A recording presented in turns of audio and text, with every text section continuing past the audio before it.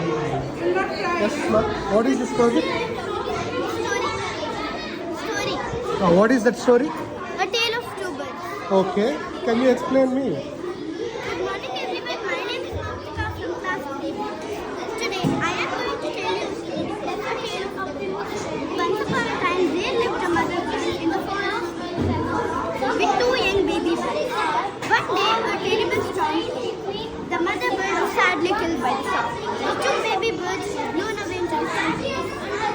One landed near the robber's cave, another landed near the fishing hut. One day, a king came to forest to hunt. He was chasing a deer and lost it. He sat under a tree near a robber's cave. He heard a bird's rough voice said, "Hey, quickly come, let's take him to where before he runs away." The king heard it and ran away. He sat under a tree near a fishing hut.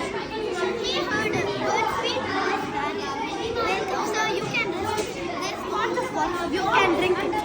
In some time, the sheep came back. The sheep came back and the king asked, "The two birds are looking idle here, but why do they talk so differently?"